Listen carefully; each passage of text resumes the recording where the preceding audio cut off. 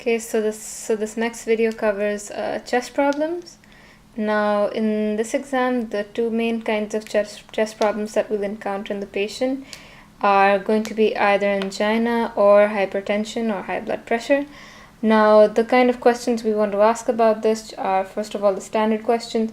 Since when have they been having this condition? What medications they're taking for this condition? What dose of the medications they're taking for this condition? And so on. Now, coming to angina first, the medications that the patients usually take are either GTN or aspirin or a combination of both. Now, you also want to ask what kind of triggers their chest pain. Now, the triggers can be stress, it could be exercise, it could be anything. So it's important to ask about triggers because, especially if stress is a trigger, that's something we need to keep in mind when we're undergoing the patient during an appointment, because if the patient's stressed out about anything in the appointment, it can trigger an episode of angina. Also, we can also straightforward ask if the patient's had any episode during any dental treatment.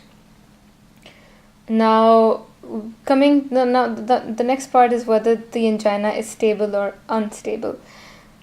How we can differentiate between stable and unstable is in two main ways. Just to summarize, the first is that patients who have stable angina, patients may or may not know if they have stable or unstable. So you can ask certain questions to get to the bottom of whether it's stable or unstable.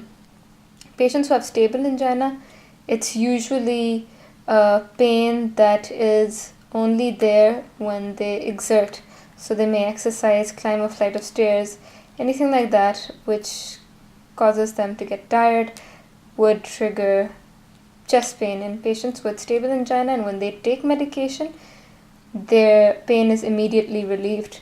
Whereas coming to unstable patients who have unstable angina, they may just get chest pain while doing nothing. They can say stuff like, I was sleeping and then all of a sudden I started getting chest pain. So that's one of the indications of it being unstable angina. Secondly, they take the medication and the pain isn't relieved immediately. That's a second sign of it being unstable angina. Of course, it's safer for us to, we just need to be more cautious when treating patients with unstable angina. For patients who have stable angina, we can do all treatments.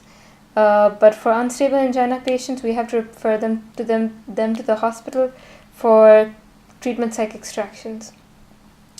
Other things that we need to keep in mind that are of significance are that the appointment should be short and stress-free. Of course, stress can be a trigger, so we need to make sure the appointments are short and they don't stress the patient out. And of course, ask the patient to continue the medications as prescribed by the GP. So that's for angina. Coming to hypertension, we basically ask the same questions that we mentioned above. What medications?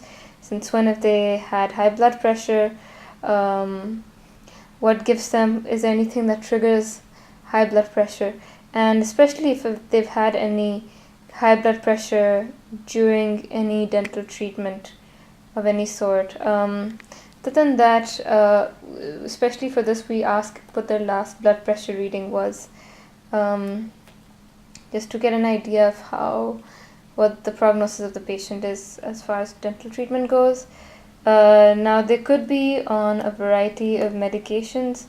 It could be, first of all, most commonly the beta blockers. Now, beta blockers you can recognize them because they may have olol at the end. So atenolol, propranolol, these kinds of medications mean they're beta blockers and they're used to control hypertension. Of course, ask about the dose, etc.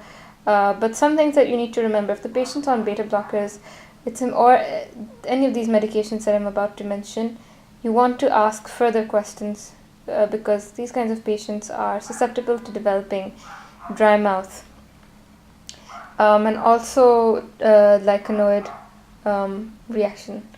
So you want to ask the patient if they've noticed any dryness in the mouth, or if they've noticed any patches, especially white patches in the mouth. If they have noticed any dryness in the mouth, if they've noticed any patches in the mouth, it could well be the beta blocker that they're taking.